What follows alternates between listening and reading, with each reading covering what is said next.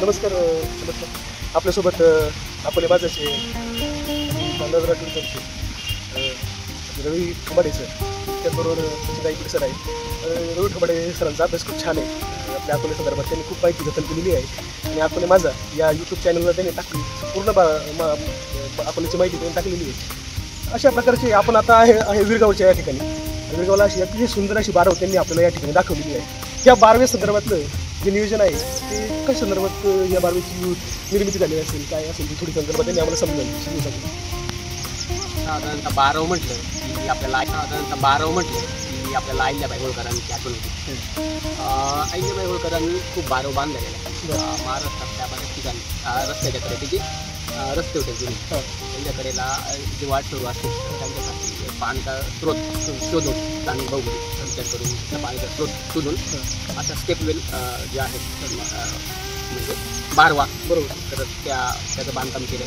अकोले तालुक्यातल्या अच्छा कुठल्या बारवा तुम्हाला अकोले तालुक्यात साधारणतः आहे ना 7 ते 8 बारवांचा थोडासा जर विचार केला तर तालुक्यापासून 7-7.5 किलोमीटरपर्यंत समजा वाशेरी गाव आहे. वाशेरी गावामध्ये खूप सुंदर म्हणजे वास्तू स्थापन केली जर आपण पाहिलं तर डबल कमानीची पण तिथे एक बारवा आहे. त्यानंतर कुंभेफळला जर पाहिली आपण कुंभेफळला खूप सुंदर एक तिथे एक बारव आहे. त्यानंतर ही जी आहे विरगावमध्ये 3 बारवा म्हणजे पाहायला तर ही एक विरगाव गावातली एक आहे.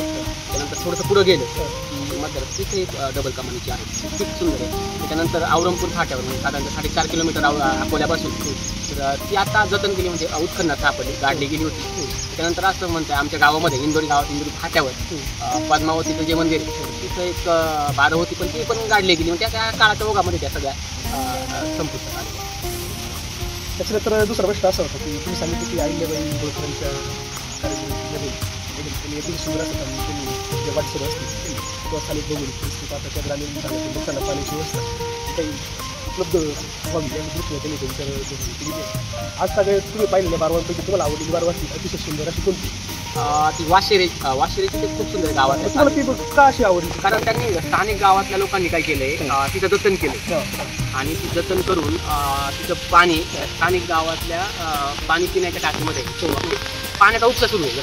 त्यामुळे ते एकदम सुंदर आहे. पाणी चांगलं वापरण्याजोगं आहे. आपल्याला ही जी बारव पाहतो सध्या ही सध्या चालू आहे एकदम व्यवस्थित. तिचं आजही तिचं कुठल्या प्रकारचे पडझड नव्हता. इतका इतिहास आतापर्यंत पाहिला घडून गेला आणि बऱ्याचशा प्रमाणामध्ये पडझडे आपल्याला बऱ्याचशा प्रमाणात पाहिलं नव्हते. पण त्या तुलनेमध्ये तुम्ही सांगितलं की तुम्ही पाहिली वासरीच्या आणि ही सुद्धा माझ्या दृष्टीने सुंदर अशी बारव आहे. आणि ही कोणती डबल टाकी काय डबल कमानी डबल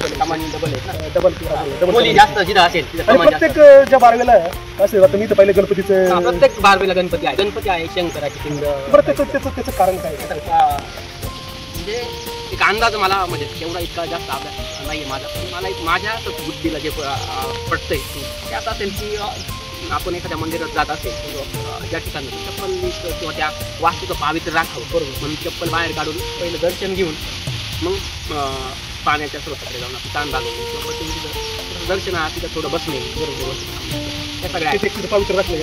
आणि जर का इतिहासाचा जर विचार केला तर सुलभा मुरलीधर जे आहे आपल्याला ते असं म्हणतात की त्यावेळेस जे दगडी बांधकाम हे आत्ताच्या बांधकाम तंत्रज्ञानापेक्षा खूप सुंदर होतं त्यावेळेचं. तर ते स्थापत्यशैली जर तुम्ही आजही पाहिलं तर आता ही साधारणतः 100 ते 150 वर्षापूर्वीची बारव असेल जास्त त्यापेक्षा जास्त असेल. आता ती आता हिच्याकडे लक्ष नसल्यामुळं बाकी तुम्ही जर पाहिलं खालपण जर पाहिलं कोणत्याही दगडाच्या चिरांमध्ये तुम्हाला झाडं उघडून दिसत बरोबर स्थापनशैलीची असती येत होती.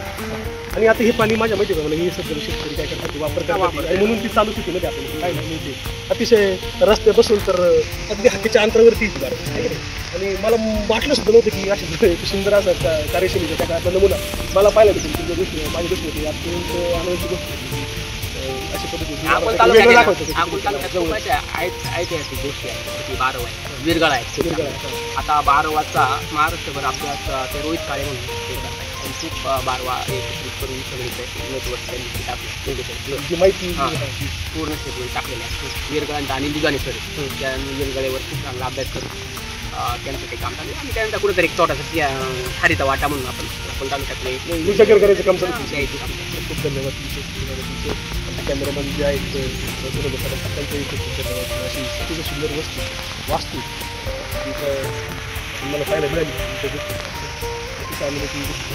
खूप धन्यवाद तुमच्या सगळ्यांचे. खूप खूप धन्यवाद.